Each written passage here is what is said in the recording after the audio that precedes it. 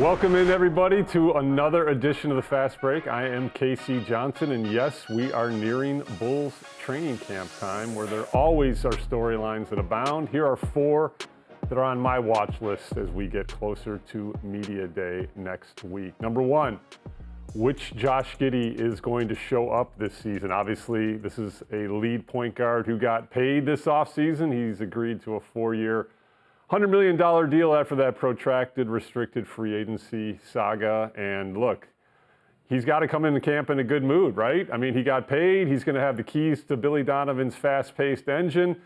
Let's see what he can do. So which Josh Giddey is going to show up? The one that struggled to fit in at the start of last season and admittedly was deferring too much, or the one who seized the Bulls by the horns, bad pun intended, after the Zach LaVine trade? Yes, let's break down these numbers. 21.2 points, 10.7 rebounds, and 9.3 assists after the All-Star break. Those are insane averages. Also includes a little half-court buzzer beater that we all remember. He also shot 45.7% from three-point range after the All-Star break. That is obviously a heater, and that's obviously also unsustainable. What is sustainable? His style of play. What we all saw from Josh Giddey the second half of the season was a much more aggressive player at both ends, not only offensively but defensively as well. He was much more physical. He fought over screens. He was better at the point of attack. He's never going to be a lockdown defender, but you have to give this guy a lot of credit after looking inward from that low point that we all remember early last season, where he was targeted late in that Cleveland road loss and was really just very despondent after that game. And look, if we all remember, he wasn't even in Billy Donovan's closing lineup a lot of times last season at the start of the season. So we obviously need to see, if you're a Bulls fan, a more aggressive Josh Giddey, and we saw that down the stretch. That style of play is sustainable at the offensive end, too. We also saw a player who was stopping shooting that floater. He was getting to the rim more, much more physical, going through contact, getting downhill. He ended up shooting a career 37.8% from three-point range last season. So even though that 45% is not sustainable, he can pick up where he left off last season from that three-point range. He also got to the line a career-high 3.2 attempts per game. Now, that's not an astounding number, but it's certainly higher than what he averaged in his OKC days, which was in the high ones. And that's a good sign. That's what you want to see from a Josh Giddey, is an aggressive one who is not just stopping to shoot that floater, but really aggressively attacking the rim.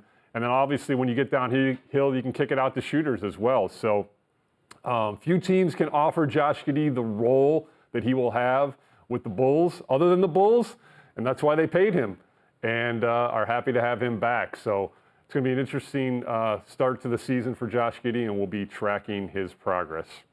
All right, another big storyline going into training camp, Matas Buzelis. He always seems to end up as one of the points in each edition of the Fast Break, and that's because the second-year forward represents, obviously, the future. Can he take a jump this season? We obviously saw the strong close that he had to last season, and he looked the part at Summer League. He had a little bit more ball-handling responsibilities out in Las Vegas. He was employing that grab-and-go mentality that Billy Donovan is always imploring him to take, which is where he has the ability to grab the rebound and push the ball up court himself. And he was also in pick-and-roll situations in Las Vegas as well. While I don't think that's going to be a prominent part of Billy Donovan's offensive attack, Matas Buzelis did show some promise in that department. So let's see if he can also, show some flashes in that category as well. But we all saw the jump. 49 reserve appearances early in the season, 31 starts in the second half of the season. His minutes jumped from 13.9 per game to 26.7 per game. His scoring average jumped from 5.8 points per game as a reserve to 13 points per game as a starter. His shooting jumped from 43% as a reserve to 47% as a starter. We can go on and on. But obviously, he needs to take a big jump this season if the Bulls are going to as well. And he's going to be given quite a lot of opportunity as he is penciled in as the starting power forward going into training camp. Obviously, Billy Donovan, brought him along slowly last season, which Matas Buzelis praised. But man, the runway is his, and let's see where he can take it. All right, another big storyline that I'm really intrigued by is who's going to be the starting small forward. Obviously, they're going to have all of training camp to sort that out and preseason games. And Billy Donovan probably won't proclaim a starter on media day, but he has ample opportunity. I've kind of had my eyes on 𝗦𝗁cie 𝗰𝗶𝗹, not only because he's a shiny new toy, but also because he obviously has ample starting experience from his time in Cleveland. And from my perspective, he adds a defensive element that really fits well alongside projected starters Josh Giddey, Coby White, Matas Buzelis, and 𝗏𝗏 obviously you have other opportunities, and we're going to get into those, but 𝗦𝗁cie 𝗰𝗶𝗹 started 238 of his 334 career games with the Cleveland Cavaliers. And I talked to him briefly out in Las Vegas, and this certainly looks like a guy who is looking forward to take advantage of his new opportunity. Obviously, his time in Cleveland kind of, started out with a bang and ended not with a whimper, but his role was certainly reduced as the Cavaliers, became the #1 seed in the Eastern Conference, and they're obviously in win-now mode with the acquisition of Lonzo Ball.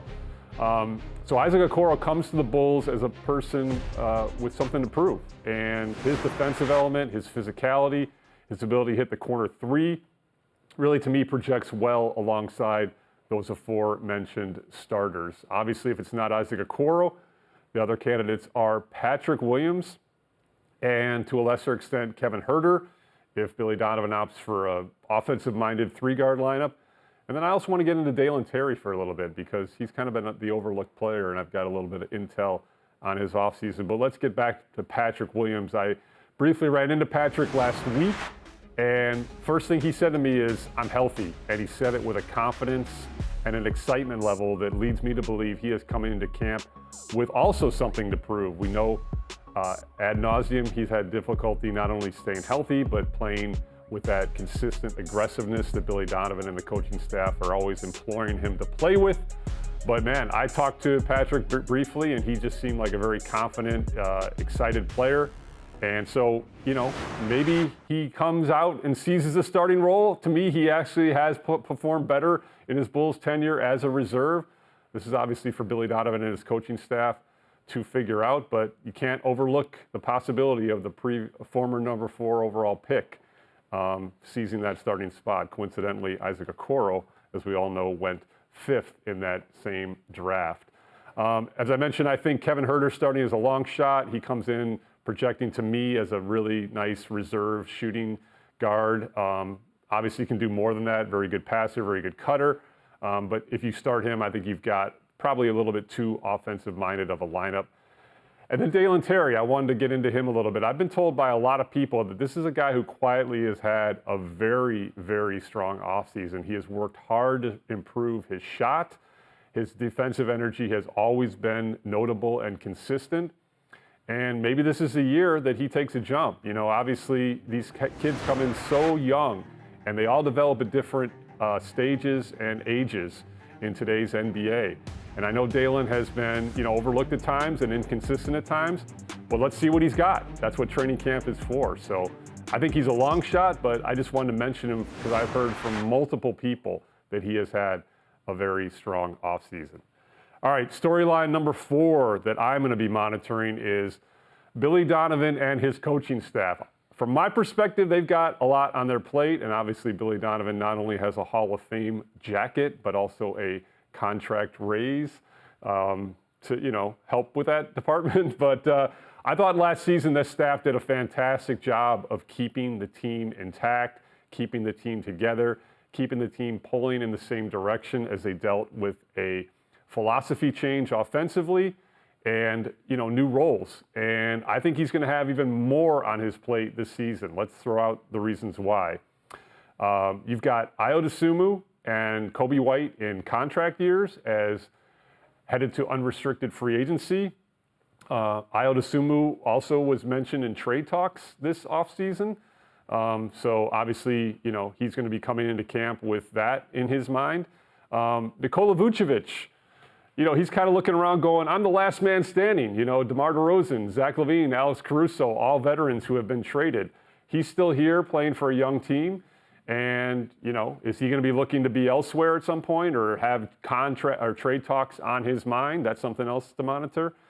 As I mentioned before, Josh Giddey's in a prove-it year after signing that 4-year, $100 million deal. And then you've got a project like 𝗻𝗁cie 𝗰𝗶𝗃, the first-round pick on your plate, too. So you've got a lot on your plate. Now, luckily, this team consistently has been filled with professionals that are all about the team. So I'm not worried about any of these storylines. I'm just mentioning them that, you know, you've got a lot of potential for guys kind of maybe going in their own direction rather than the team direction. That has not been any of these guys' history, but it's something to monitor. You know, all sports teams have the potential for challenges as you move through the trials and tribulations of any sports season. So I think Billy Donovan and his coaching staff are going to have a pretty big task on their hands this season, and we're going to be here for it, as you will as well, for more editions of the Fast Break as we get ramped up for training camp and into the preseason and regular season. So thanks for checking us out this episode, and we'll talk to you next time.